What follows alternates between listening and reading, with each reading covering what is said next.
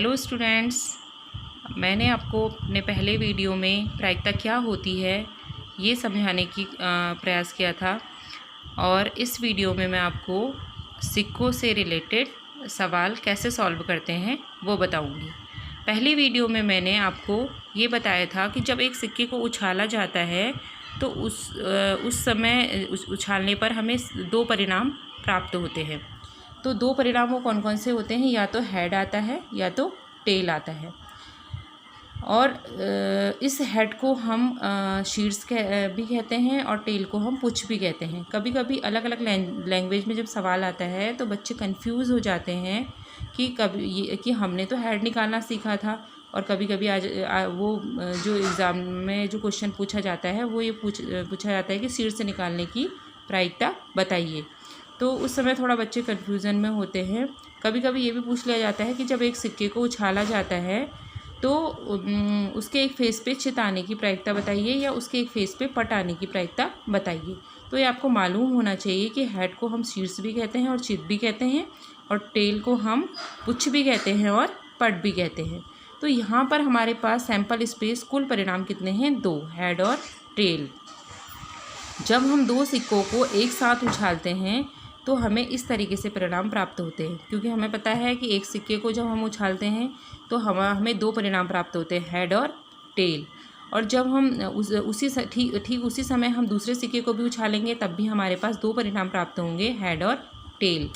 तो जब हम एक साथ इन परिणामों को देखेंगे तो हो सकता है कि जब हमने दोनों सिक्के उछाले तो एक साथ हेड आए, दोनों सिक्कों के एक फेस पे दोनों साथ एक साथ क्या आ जाए, हेड आ जाए। या ये हो सकता है कि एक पे हेड आए और दूसरे पे टेल आए, या ये हो सकता है कि पहले पे टेल आ जाए और दूसरे पे हेड आए, या ये हो सकता है कि दोनों पे ही क्या आ जाए, रैंडमली टेल आ जाए। तो इस प्रकार हमारे पास कितने परिणाम हो गए यहाँ पर कुल मिला के? 1 2 3 4। जब दोनों को एक साथ उछालेंगे तो हमारे पास 4 परिणाम होंगे। आइए इससे रिलेटेड कुछ प्रश्न हम हल करते हैं। जब दो सिक्के एक साथ उछाले जाते हैं तो प्रायिकता ज्ञात कीजिए। एक शीर्ष प्राप्त करने की प्रायिकता ज्ञात कीजिए। ये एक प्रश्न है जिसके ये सभी पार्ट हैं कि एक शीर्ष प्राप्त करने की प्रायिकता ज्ञात कीजिए।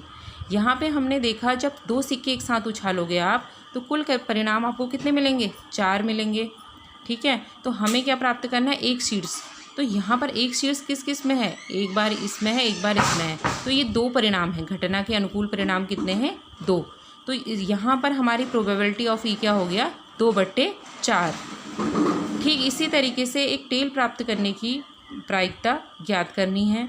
तो हमारे पास घटना के कुल परिणाम कितने हैं? 4। और यहाँ पर हमने ये देखा कि पुच्छ प्राप्त करने के हमारे पास कितने परिणाम यहाँ पर हैं? एक पुच्छ प्राप्त करने के कितने हैं? 1 और 2। इसमें एक बार क्या आ रहा है? पुच्छ आ रहा है, यानी कि टेल आ रहा है। तो यहाँ पर भी हमारे पास कितने होंगे? 2/4। यानी कि जब आप इसको काटोगे तो कितना आएगा? 1/2। इसी तरीके से दो शीर्ष प्राप्त करने की प्रायिकता हमें ज्ञात करनी है। दो शीर्ष प्राप्त करने की कुल परिणाम कितने हैं? 4। और घटना के अनुकूल परिणाम कितना है? 1। यानी कि ये दो शीर्ष हमें एक बार मिल रहे हैं और कहीं नहीं मिल रहे हैं। तो यहाँ पर इसका की प्रोबेबिलिटी क्या हो जाएगी? 1/4। अब ये इसके बाद ये तीनों प्रश्न तो आप आसानी से हल कर सकते हो। अब हम अपने चौथे भाग में पहुँचते हैं कि जहाँ हमें कम से कम एक शीर्ष आने की प्रायिकता ज्ञात करनी है। कम से कम को इंग्लिश में हम कहते हैं एटलीस्ट। कभी कभी लैंग्वेज कन्फ्यूजन में हम इसका आंसर गलत निकाल देते हैं। तो हम देखते हैं कि हमारे पास कुल परिणाम कितने हैं? 4। ठीक है, कुल परिणाम कितने हैं? 4। अब कम से कम का मतलब क्या है? इसको हम एक उदाहरण से समझते हैं कि माना आपको बाज़ार जाना है और आपको अपने पिताजी से कुछ पैसे मांगने हैं। तो पिताजी बोलेंगे कि आपको मैं कितने रुपए दूँ? तो आप ये बोलोगे कम से कम मुझे 20 रुपये तो आप दो ही, या कम से कम आप मुझे 20 रुपये दे दो। यानी कि कम से कम आप 20 रुपये तो दो ही, यानी कि ज़्यादा भी दोगे तो चलेगा। अब आपके पास यहाँ पर जो है कम से कम एक शीर्ष वाले कितने भाग हैं वो देखते हैं हम। एक ये सब में देखिए आप एक शीर्ष है, और इसमें ज़्यादा है तो तब भी चलेगा, एक शीर्ष और है तो तब भी चल जाएगा। लेकिन इसमें देखो एक शीर्ष भी नहीं है तो ये नहीं चलेगा। तो हमारे पास अनुकूल परिणाम कितने हैं, 3 हैं, 1 2 3। तो यहाँ पर हमने कितना लिख दिया, 3/4। ठीक है, तो इसको हम कम से कम वाले क्वेश्चन को इस तरीके से करेंगे और याद भी ऐसे ही रखेंगे कि ज़्यादा से ज़्यादा। अब है हमारा 5वां भाग, अधिक से अधिक एक शीर्ष ज्ञात करने की प्रायिकता बताइए। अधिक से अधिक को इंग्लिश में एटमोस्ट कहते हैं। तो अधिक से अधिक के लिए भी कुल परिणाम तो आप देखिए 4 है हमारे पास, और हम ये देखेंगे कि अधिक से अधिक के लिए इससे क्या मतलब है कि ज़्यादा से ज़्यादा हमें वो चाहिए, और कम होगा तो भी चलेगा। ज़्यादा से ज़्यादा हमें एक तो चाहिए ही चाहिए, और कम होगा तब भी चलेगा। तो यहाँ पर आप देखिए हमारे पास 4 परिणाम थे कुल, 1 2 3 4। तो ज़्यादा से ज़्यादा वाला हमने नहीं लेना है, कम होगा तब भी चलेगा। तो ज़्यादा से ज़्यादा एक शीर्ष होना ही चाहिए। तो ये 3 भाग ले लिए हमने, 1 2 3। घटना के अनुकूल परिणाम हो गए 3, और कुल कितने हो गए 4। तो इसकी प्रायिकता क्या होगी यहाँ पर, 3/4। अब है अगला भाग कि कोई शीर्ष नहीं प्राप्त करने की आपको प्रायिकता बतानी है। अब ऐसा कि कौन से भाग में है जिसमें कोई भी शीर्ष ना हो, एक ही भाग दिखाई दे रहा है हमें, टेल वाला। तो जब टेल और टेल वाला जो भाग दिखाई दे रहा है वो एक ही है हमारे पास, तो कितना हो गया, घटना के अनुकूल परिणाम 1 हो गए, और कुल परिणाम कितने हो गए 4। तो यहाँ पर प्रोबेबिलिटी ऑफ इवेंट कितने हो जाएंगे, 1/4। तो इस तरीके से हम जब 2 सिक्के एक साथ उछाले जाते हैं तो उनकी प्रायिकता इस तरीके से हम ज्ञात करते हैं, जब 2 सिक्के एक साथ उछाले जाते हैं। अब हम देखेंगे 3 सिक्कों को या छिद्र रूप से जब एक साथ उछालते हैं तो कितने परिणाम हमें प्राप्त होते हैं। इससे पहले मैंने आपको बताया कि जब एक सिक्का उछाला जाता है तो हमें 2 परिणाम प्राप्त होते हैं। जब हम दूसरा सिक्का उछालेंगे तो उस पर भी हमें 2 परिणाम प्राप्त होंगे। जब हम तीसरा सिक्का उछालेंगे तो उस पर भी हमें 2 परिणाम प्राप्त होंगे।